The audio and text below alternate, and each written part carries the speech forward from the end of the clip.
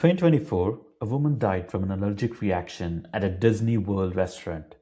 Her husband filed a wrongful death lawsuit, and Disney's legal team, I'm not making this up, tried to throw the case out of court because her husband had signed up for a Disney Plus free trial 5 years earlier.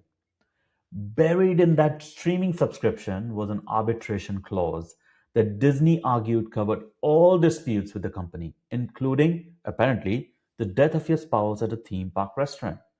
Now, Disney backed down after the public backlash was enormous. But here's what I want you to sit with for a second. This isn't a story about Disney being uniquely bad. This is a story about what happens when your legal function and your CX function are operating on completely different planets. And that disconnect, it's happening at your company too. You just haven't had your Disney moment yet.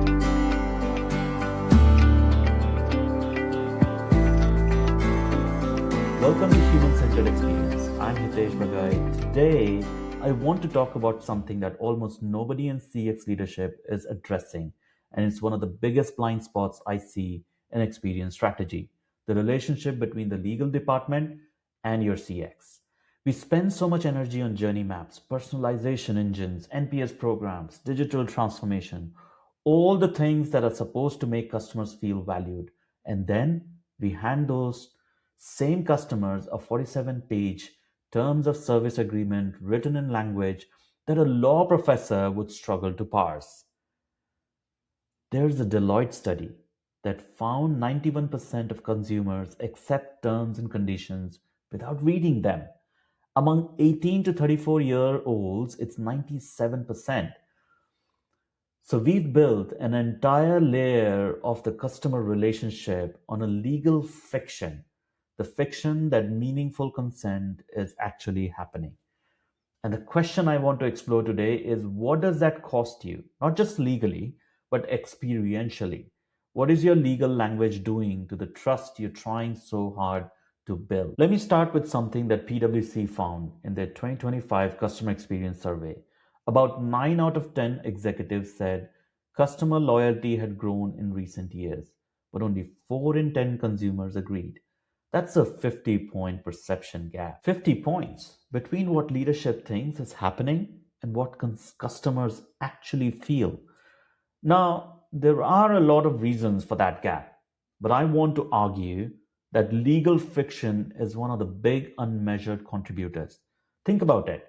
Every confusing disclosure, every arbitration clause buried on page 34, every privacy policy that reads like it was designed to protect the company from you rather than protect you as a customer.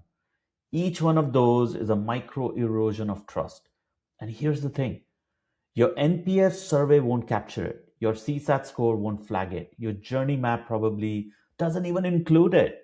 But your customers feel it. They feel it as a vague sense that this company doesn't actually respect me, that the relationship is asymmetric, that the fine print exists to benefit them, not me. I have seen this firsthand at some of the companies that I've worked with, and across the telecom industry, for example, more broadly. Regulatory disclosures are layered across multiple touchpoints in ways that confuse rather than clarify. And it's not because anyone intended to create a bad experience, it's because legal requirements were bolted on after the experience was designed, rather than being designed into the experience from the start. I call this the compliance bolt on, and it's rampant across many industries, especially in the software and the apps that you always sign up for. So here's a framework I've been developing. I call it the Legal CX Alignment Matrix, and it maps how legal engagement and CX orientation interact. There are 4 modes. The first is what I call fortress mentality. This is the Disney scenario. Legal is highly engaged but entirely disconnected from the CX. Every touch point is treated as a potential liability. Terms and conditions are written to win in court, not to earn trust. The output is legally airtight but customer hostile. The second is experience theater. This is the opposite problem. Your CX team is building beautiful, frictionless journeys, but legal isn't at the table.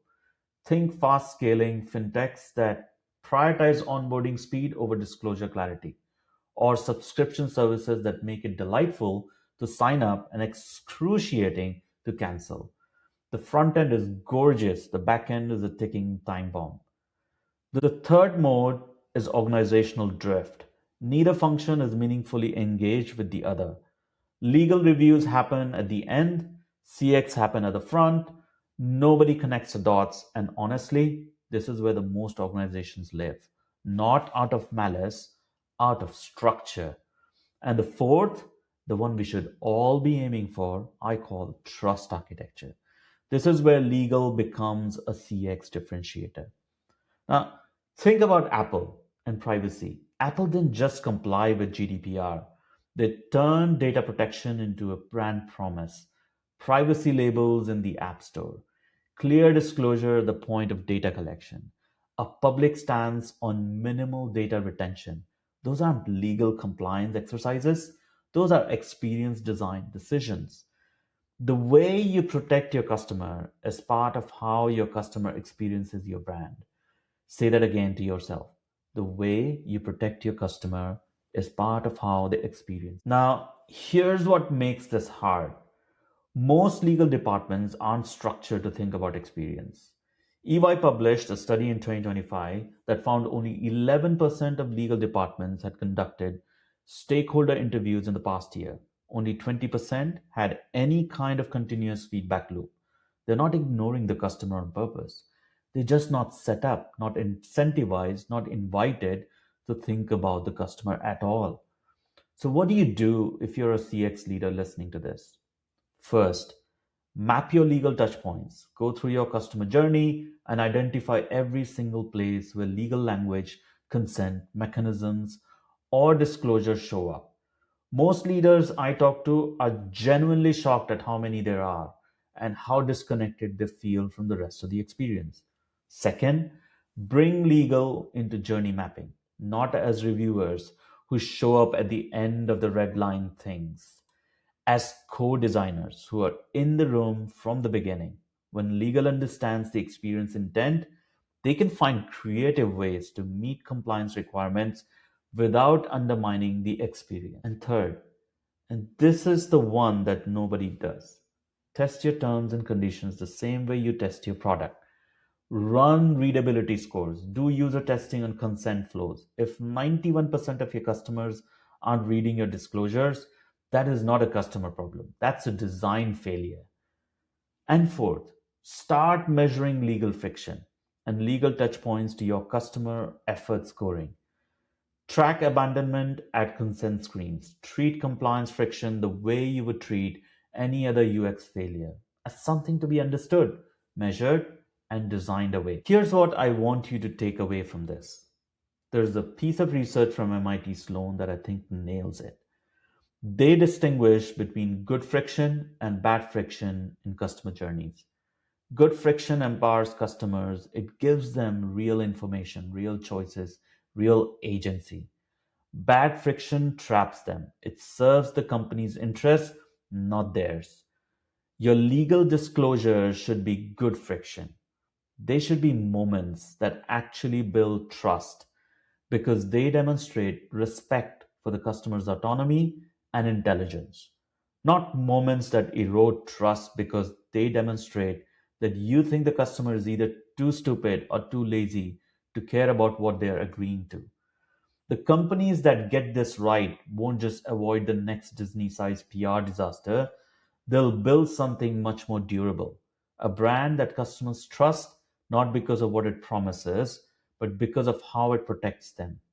And in a world where over half of customers will walk away from a brand after a bad experience, that's not just good ethics, that's competitive strategy. So here's my challenge to you this week. Go find one legal touch point in your customer journey, just one, and ask yourself, does this build trust or does it erode it? If you're not sure, ask a customer. Their answer might surprise you. This idea of legal as a CX lever is one I explore in more depth in my upcoming book. If that's the kind of thinking that resonates with you, follow along.